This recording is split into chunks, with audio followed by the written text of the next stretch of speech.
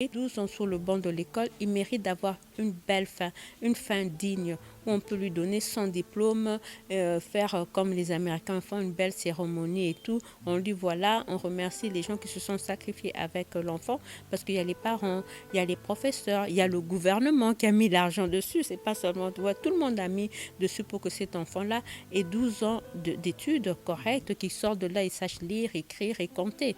Alors, si aujourd'hui on doit nous retirer cela à cause d'un examen d'État, je suis contre cet examen d'État. Le temps qu'on donne ça, le moment où on passe l'examen d'État, aux États-Unis, on passe les examens d'État avant décembre.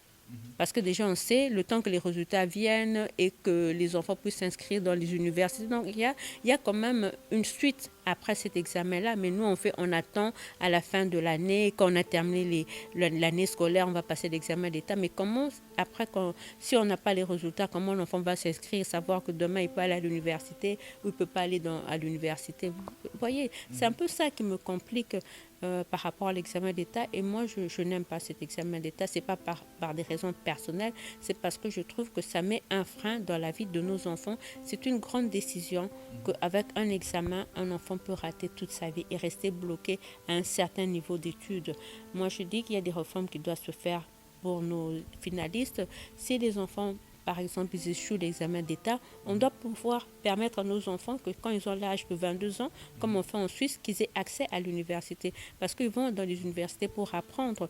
Comme on fait au Japon, on n'a pas l'examen d'État. L'enfant termine les écoles secondaires normalement, mais il y a l'examen d'entrée à l'université qui est toujours très compliqué pour eux. Et c'est ça la difficulté, quoi. Si tu n'as pas accès à cet examen-là, tu ne vas pas aller dans les grandes universités. Est-ce que c'est pas la même chose?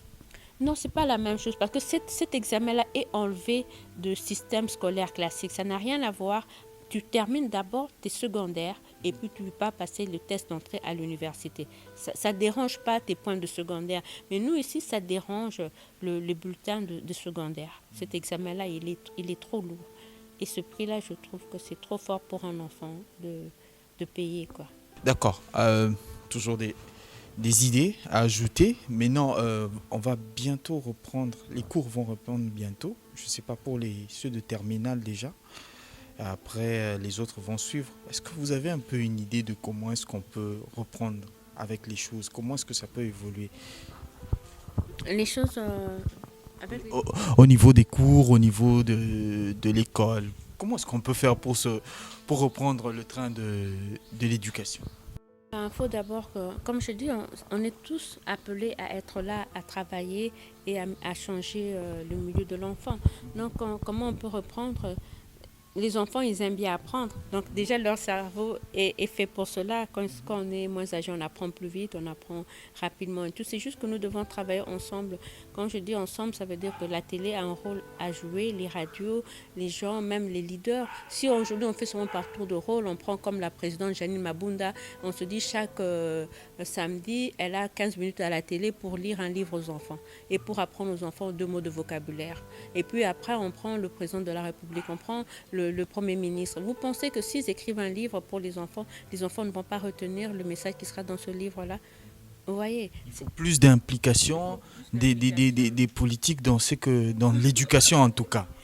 et des musiciens, des politiques, de tout le monde, tous les leaders, parce qu'on a tous beaucoup besoin de donner de l'amour. Donc on ne doit pas seulement s'arrêter. Si nous tous nous mettons beaucoup de notre temps. Parce que parfois on parle de l'argent, mais moi je dis toujours quand quelqu'un me donne de l'argent, je dis aux gens non, il ne m'a pas donné de l'argent, il m'a donné de l'amour. Parce que c'est que si quelqu'un ne t'aime pas, il ne va pas te donner l'argent, il ne va pas te donner de son temps. Donc quand quelqu'un te donne de l'argent, c'est qu'il te donne vraiment de l'amour. Et moi j'ai vu un peu de mon monde comme ça, quoi, que c'est comme ça que je vois les choses. Comme je dis, vous imaginez un peu que on se dit chaque samedi, quelqu'un doit écrire 3 pages pour raconter une histoire à nos enfants et leur apprendre 2, 4 mots de vocabulaire.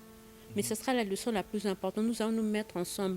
Même si aujourd'hui on parle que de l'histoire de notre pays, comme moi je parle de mon arrière-grand-père qui était chef coutumier à Kisantu, qui a fait le jardin botanique de Kisantu, qui a fait la cathédrale de Sept Douleurs de Kisantu. Vous imaginez si je vous raconte cette histoire-là, parce que j'ai écrit, je suis en train de terminer mon livre dessus, mais dans mon livre, il y a des mots de vocabulaire qui enrichissent la manière dont les enfants communiquent avec le reste du monde pour mieux s'exprimer.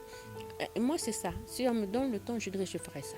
Je vous mets dans, tout le temps les gens qui passent. Et nous tous, on est là collés à la télévision, qu'on sait que non, le samedi, avant le journal de 20 heures, il y a quelqu'un qui va passer pendant 15 minutes, qui va nous parler, comme par exemple Madame Kirango, c'est qui a fait le robot roulage. Elle nous explique, c'est ma copine, donc elle me dit que le robot, il a à peu près 1500 gestes qu'il fait par jour.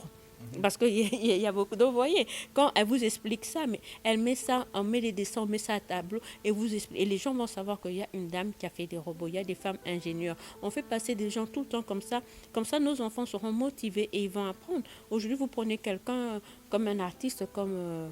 on peut prendre Kofi Olomide, on peut prendre ma copine, la diva Barbara Kanan, qu'elle prenne le temps. Hier, elle a fait un concert sur Facebook, mais la manière dont elle s'exprimait en français, la manière dont elle chantait ses chansons. Tu prends juste un temps, tu dis à une chanteuse comme Barbara Kanan, va chanter 15 minutes pour les enfants, la musique et des chansons, apprend aux enfants des couleurs. Je peux te choquer.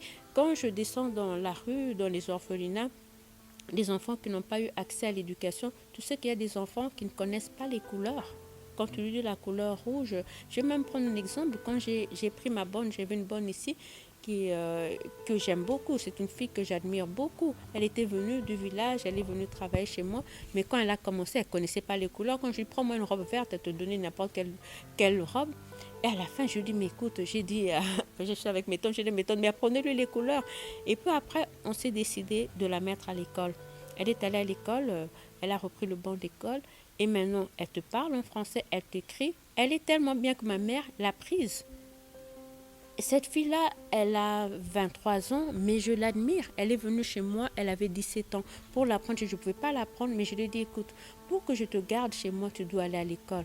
Parce qu'elle m'a dit qu'elle avait besoin d'argent. Moi, je ne veux pas prendre un mineur. Je ne veux pas d'un mineur chez moi. Donc, je l'avais prise seulement pour payer ses études. Et aujourd'hui... c'est elle-même qui me crée même des recettes. Quand je dis cuisine-moi, elle me réinvente même certaines recettes. Et je suis heureuse parce que le temps qu'on est resté ensemble, elle s'est améliorée. Elle me parle en français. Un enfant qui était venu, qui ne me parlait pas en français, maintenant elle me parle en français et elle m'écrit ça. Donc je crois que le système éducatif, c'est juste le temps que nous donnons à chacun d'entre nous.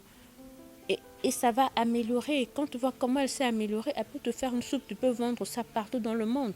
Comme me fait ma soupe aux carottes, je dis waouh, même mes enfants sont là, ils disent mamie, elle prépare mieux que toi. C'est pour te dire qu'il y a des gens qui ont des talents et nous devons aller vers eux. Nous ne devons pas seulement voir les leaders, mais moi où je peux aider un enfant. Comment?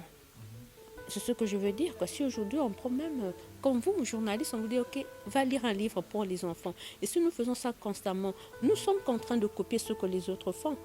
C'est ce que les autres présidents, dans les autres pays, ils font. Ils vont dans les universités, ils vont dans les écoles, ils donnent des cours, parfois ils vont poser des questions dans les universités par rapport à des situations difficiles.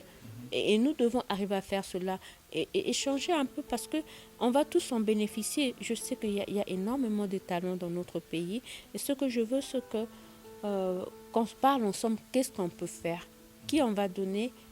On doit tous être capables de